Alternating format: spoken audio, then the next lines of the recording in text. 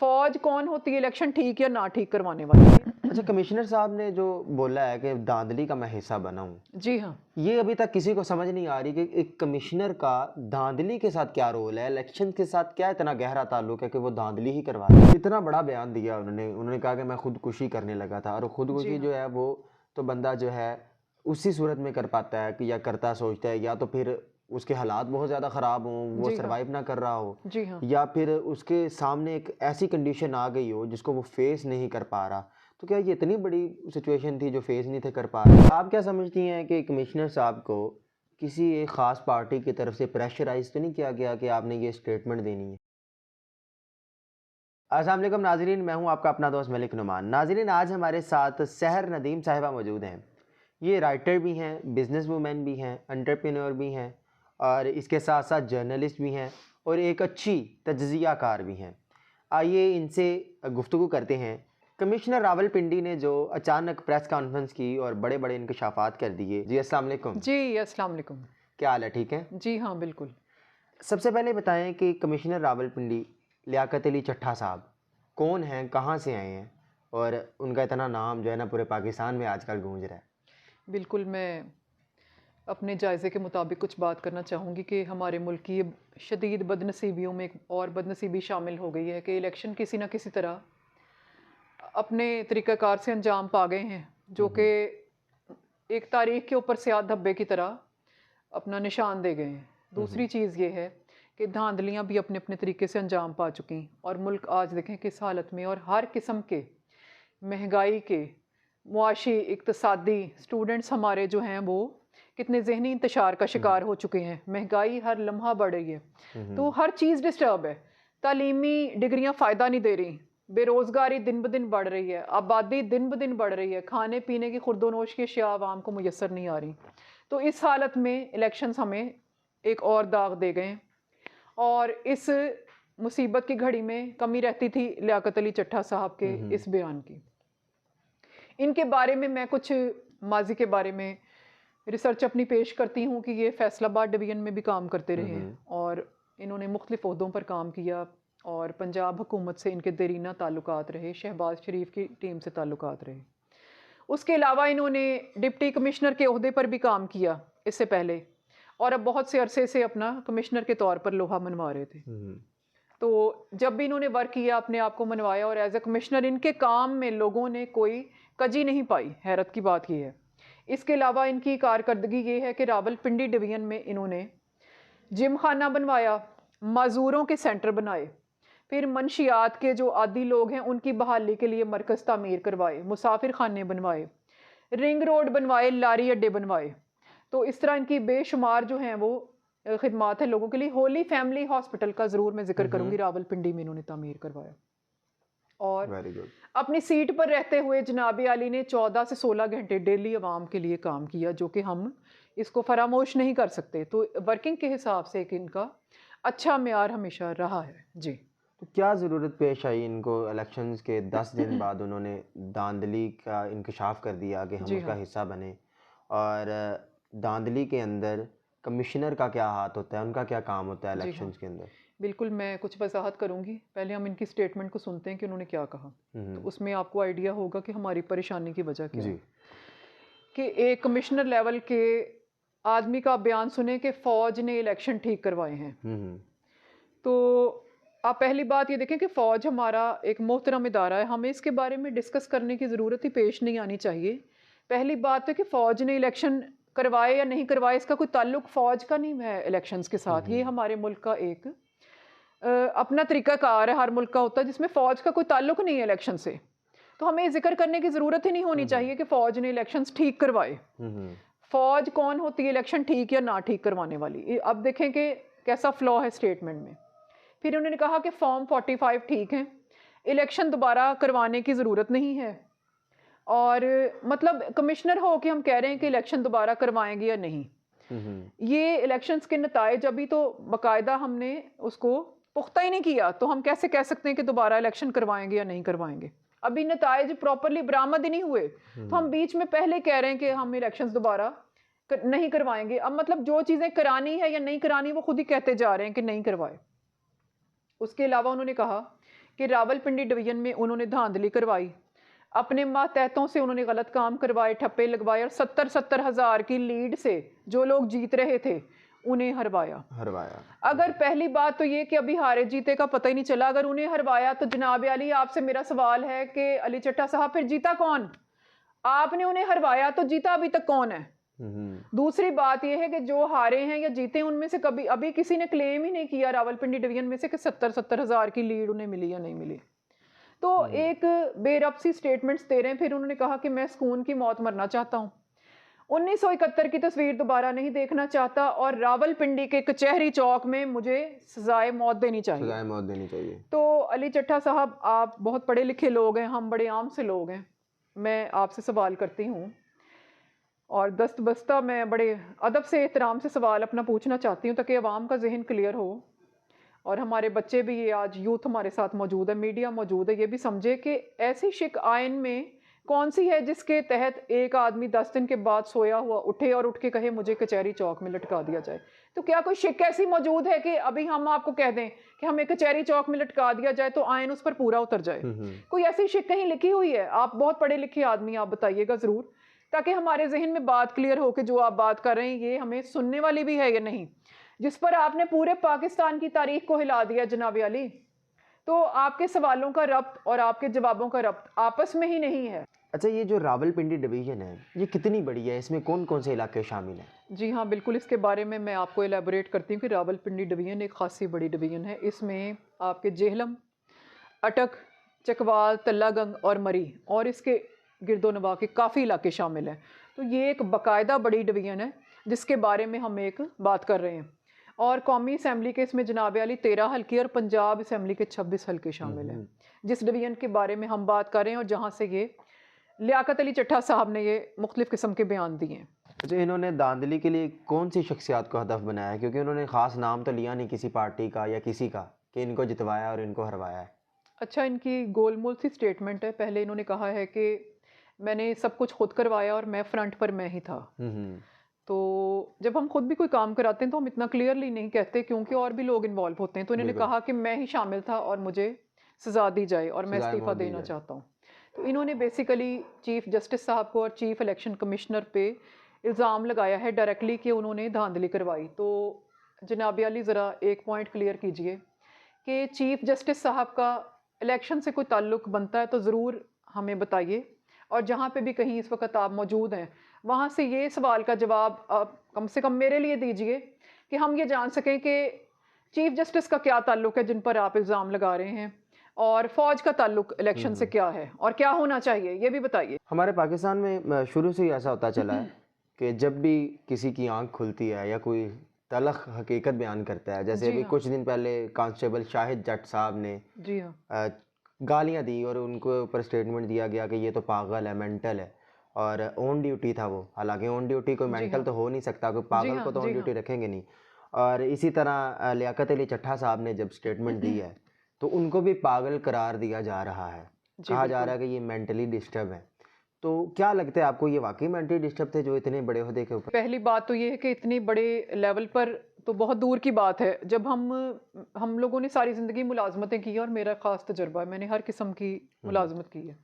जब एक नर्स को भी कहीं भर्ती किया जाता है, जब एक प्राइमरी स्कूल की गांव में भी उस्तानी को भर्ती किया जाता है, तो तालीम के अलावा उसका हुलिया, उसके बातचीत का अंदाज, उसकी परेशानियों का लेवल और उसके रवैये में कोई गड़बड़ महसूस की जाती है तो नौकरी नहीं दी जाती। 5,000 रुपए के गांव में उस्तानी का लेवल होगा नौकरी का तो वो भी नहीं दी जाती।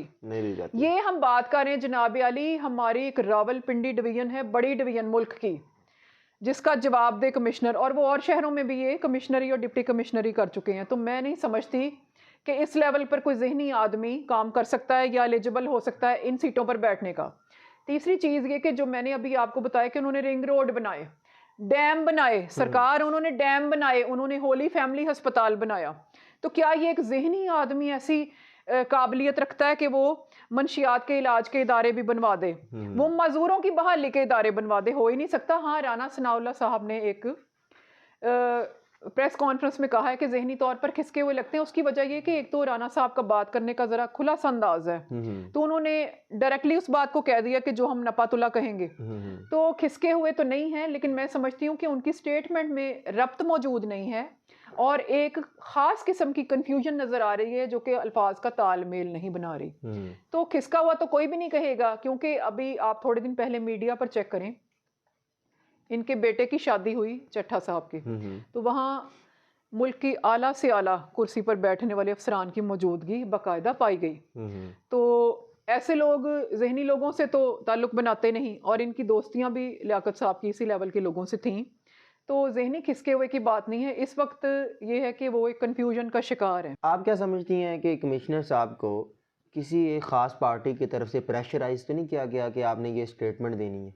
अच्छा, इसके जो पस मंज़र है, इसमें 2-3 चीज़ें मेरे ज़हन में हैं। एक तो पहली चीज़ ये है कि हर पार्टी इस वक्त एक अपनी मुसीबत में गिरफ्तार है, जिसमें आप देख रहे हैं कि वो क्या मुसीबत है कि अभी तक यही पता नहीं चल रहा कि वो पास होने वाले हैं या फेल। ये दुनिया का पहला इम्तिहान पाकिस्तान में हो रहा है जिसमें पास और फेल का डिफाइन नहीं है। इस हालत में मैं नहीं समझती, क्योंकि मेरा सियासी जमातों में हर किस्म की जमात से राब्ता रहा है आज के दिन तक, तो वो लोग अपनी इतनी मुसीबतों का शिकार हैं कि वो किसी कमिश्नर के पास जाने की मेरा नहीं ख्याल कि उनको ज़रूरत है। और दूसरी चीज़ ये है कि इनकी जॉब के हवाले से मैं कुछ बताऊंगी कि कुछ अर्सा पहले इनकी प्रमोशन ड्यू थी और कुछ दिन में इनकी रिटायरमेंट ड्यू थी। तो इनकी जो लास्ट प्रमोशन है वो नहीं की गई किसी वजह से, और उस पर वो दिल गिरफ्तार हुए। तो ये चीज़ें भी बाज़ औक़ात हमारे जहन पे बड़ा मनफी किरदार अदा करती हैं कि भी प्रमोशन लगनी है, हमें ये बेनिफिट्स मिलेंगे, और वो अचानक किसी भी वजह से या सियासी कोई रविश हो गई हो वहाँ, या कोई आपस का तालमेल, या जो भी इन सीटों के मसाइल होते हैं, या कोई इंटर कॉम्पिटिशन, तो वो इनकी प्रमोशन नहीं लगाई गई इस बार। और इनकी चंद दिन के बाद इस्तीफ़ा भी आने वाला था, तो वो उन्होंने इस्तीफ़ा कबल अज़ वक्त दिया, तो ये भी एक वजह हो सकती है। दूसरी बात जो उन्होंने प्रेशर की बात की है, तो उसमें इनके बेटे की शादी सुना गया है, हमें इस बात के बारे में आइडिया नहीं कि कोई यहूदी फैमिली से हुई है, तो इन्होंने क्योंकि लफ्ज़ इस्तेमाल किया कि बैरून मुल्क ओवरसीज़ लोगों का मुझ पे बहुत प्रेशर है, तो शायद कोई ऐसा तालमेल हो।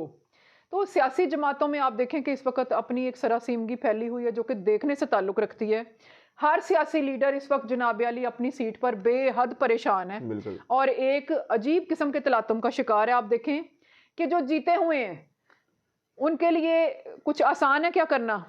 इस मुल्क को चलाना इस वक्त कैसा है, मुझे कोई बताए। इस मुल्क को चलाना दुनिया के हर मुल्क को चलाने से मुश्किल है जिस तरह एक क्राइसिस का शिकार है। दूसरी बात, जो जीते हुए हैं वो भी तो जनाब अली हारे ही हुए हैं। बिल्कुल। तो जो ये इन्होंने सवाल किया कि 70-70 हज़ार की लीड से जीते हुए को हराया, तो आप बताइए कि आपने जितवाया फिर किसको? उन्होंने कहा कि हमने 70-70 हज़ार की लीड से जितवाया है। 70 हज़ार की लीड काफ़ी बड़ी लीड होती है। जी हाँ। देखा जाए तो यहाँ से चौधरी शबीर गुज्जर साहब आज़ाद उम्मीदवार थे, वो लाहौर की सबसे बड़ी लीड से जीत रहे थे। जी हाँ, बिल्कुल। लेकिन उनका दावा है कि मैं बड़ी लीड से जीत रहा था, 27 हज़ार की लीड से जी, और मुझे हरवाया गया। तो 70-70 हज़ार की लीड से ही उन्होंने हरा दिया, इतनी बड़ी लीड से। जैसे कि मैं बयान कर रही हूँ कि उनके बयानात में एक एग्जैजुरेशन मौजूद है, जिसे इसको हम सहाफ़ी लोग कहते हैं फिल्मी तर्ज का बयान। हाँ हाँ जैसे एक आप माचिस की तीली जलाएं तो हम इसे कहें कि जंगल में आग लग गई। हाँ तो जो वहाँ पे जीते या हारे हैं उन्होंने इतना बड़ा क्लेम ही नहीं किया जो वहाँ से रावलपिंडी डिवीजन से लोग इलेक्शन जीते हैं या हारे हैं। पहली बात तो है कि अभी किसी के जीतने और हारने का हतमी फैसला ही नहीं हो सका। मुल्क इस कंडीशन में है कि हमने किसी को भंगड़े डालते नहीं देखा अभी तक, कि सब लोग परेशान हैं, अभी फैसला ही नहीं हुआ, तो हम ये कैसे कह सकते हैं कि हमने जितवाया या हराया। और लीड ऐसी मौजूद नहीं है, जिन्होंने इलेक्शन लड़े उन्होंने इस बारे में कोई क्लेम नहीं किया कि वो कितने से जीत रहे थे। तो ये एक इनके बयानों में फ्लॉज मौजूद हैं जो कि एक दूसरे से, ये कमिश्नर के तर्ज के बयान नहीं लगते। इतना बड़ा बयान दिया उन्होंने कहा कि मैं खुदकुशी करने लगा था, और खुदकुशी जो है वो तो बंदा जो है उसी सूरत में कर पाता है कि या करता सोचता है, या तो फिर उसके हालात बहुत ज़्यादा ख़राब हों, वो सरवाइव ना कर रहा हो, जी हाँ, या फिर उसके सामने एक ऐसी कंडीशन आ गई हो जिसको वो फेस नहीं कर पा रहा। तो क्या ये इतनी बड़ी सिचुएशन थी जो फेस नहीं थे कर पा रहे? अच्छा, इसके बारे में कुछ मैं अपना तज्जिया पेश करती हूँ कि खुदकुशी का जब लफ्ज़ कोई आदमी औरत या स्पेशली कह लें कि ये क्योंकि कॉलेज के स्टूडेंट्स नहीं हैं तो छोटा मोटा वाक़या नहीं हो सकता, इसके पीछे कोई बैकग्राउंड मौजूद है।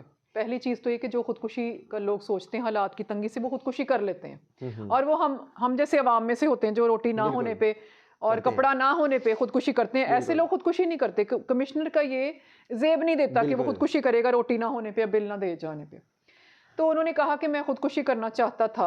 एक तो की नहीं, दूसरी बात ये है कि ये अली चट्ठा साहब के बारे में मीडिया में कुछ बाज़गश्त सुनाई दी कि ये ज़रा खुले-डुले किस्म के फ़र्द थे, ज़रा शोर-गुल्ला करने वाले और कुछ निजी किस्म की एंजॉयमेंट करने वाले। तो कुछ कुछ होटल की भी बाज़गश्त है, कुछ कमरे भी ऐसे, कुछ एंजॉयमेंट। तो हो सकता है कि कोई वो ज़ाती लम्हों की कोई जब तस्वीर आजकल के दौर में मीडिया से क्योंकि हम लोगों का ताल्लुक है, इस ज़ाती लम्हों की तस्वीर या वीडियोस जब हमारी आउट होती हैं तो फिर लोग खुदकुशी या तो कर लेते हैं या ऐसी बात करते हैं। ऐसी बात तो हो करते हैं। सकता है कि कोई इनके पुरशबाब लम्हों की वीडियो किसी के पास चली गई हो, क्योंकि परेशानी इस तरफ भी उनकी एक इशारा कर रही है कि जिस तरह वो टेंस हैं और जो वो बातों को आपस में मिला-जुला कर तालमेल के बगैर पेश करते चले जा रहे हैं और किसी बात का तज्ज़िया उनके पास खुद मौजूद नहीं है, तो उससे तो लगता है कि कोई इनका ऐसा भी मामला हो सकता है। अच्छा, कमिश्नर साहब ने जो बोला है कि धांधली का मैं हिस्सा बना हूँ, जी हाँ। ये अभी तक किसी को समझ नहीं आ रही कि एक कमिश्नर का धांधली के साथ क्या रोल है, इलेक्शन के साथ क्या इतना गहरा ताल्लुक है कि वो धांधली ही करवा दे। इसके बारे में टेक्निकली मैंने कुछ रिसर्च पास ऑन की है, जो मैं अभी पब्लिक में बताना चाहती हूँ, जो कि बहुत कम लोगों को पता होगी कि हर जो हमारी डिवीज़न है, उसमें एक इंटेलिजेंस कमेटी बनाई जाती है, जो कि आम लोगों के सामने नहीं लाई जाती। इसमें कुछ जनाब अली आईएसआई के लोग होते हैं, कुछ इसमें आईबीआई के लोग होते हैं, कुछ स्पेशल ब्रांच के लोग होते हैं, यानी आर्मी से इसका लिंक होता है बाकायदा। और ये लोगों की सेफ्टी के लिए ही बनाई जाती है। ये डिवीज़न में हर वक्त कारकर्दगी अपनी कर रही होती है खामोशी से, और हम सबको वॉच किए हुए होती है कि कौन सा फ़र्द क्या कर रहा है। तो इसमें मज़े की बात यह है कि कमिश्नर इसमें शामिल नहीं हुआ करता, कमिश्नर इस कमेटी का हिस्सा नहीं होता, जबकि डिप्टी कमिश्नर को शामिल किया जाता है। तो अगर कोई धांधली हुई है इलेक्शन में या नहीं, तो सबसे पहले इस कमेटी के इल्म में होगा कि धांधली किन हलकों में की गई और किन में नहीं। और इसमें क्योंकि आर्मी के लोग भी हैं, तो उनके नॉलेज में होगा कि धांधली किस लेवल पर हुई। लेकिन अब ये देखें कि कमिश्नर का डायरेक्टली लिंक नहीं बन रहा इस कमेटी से, और ना कमिश्नर का डायरेक्टली जो है वो इलेक्शन से लिंक हो सकता है कि अगर कोई कमिश्नर लोगों को जाके पब्लिक में कहे कि आप इसको वोट दें, इसको दें, तो लोग उसकी बात मानने के पाबंद नहीं हैं।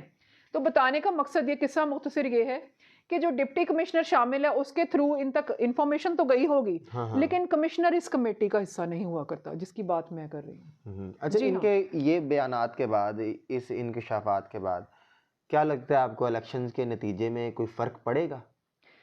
इलेक्शन देखें एक सेपरेट मौजू है। जो लियाकत अली चट्ठा साहब का बयान है, ये कन्फ्यूजन पर बेस्ड एक बचगाना बयान है सारा, जिसकी कह लें कि हम वक्त गुजारने के लिए या एक मशगले के तौर पर या हम अपनी शाम की चाय को सजाने के लिए इसकी तहकीकात देखते रहेंगे।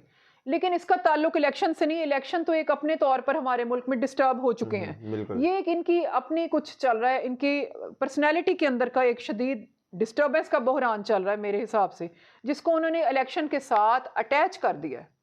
जैसे मैंने आपको बताया कि उनकी प्रमोशन नहीं हुई या कुछ और मामले, या कोई शायद उनकी कोई ऐसी चीज़ें लीक हो गई हों जिसके बारे में उनके जहन में खुदकुशी का ख्याल भी आया, फिर वो ये इस्तीफ़ा भी दे दिया उन्होंने अपने वक्त से पहले। तो कुछ अपना उनका डिस्टर्बेंस चल रही है। इलेक्शन का ताल्लुक इस बात से नहीं निकलता। क्या समझती हैं आप, इस केस के ऊपर तहकीकात जो है वो बाकायदा कमेटी बिठाकर होनी चाहिए, या फिर ये बिल्कुल फजूल मैटर है, ये नहीं होनी चाहिए?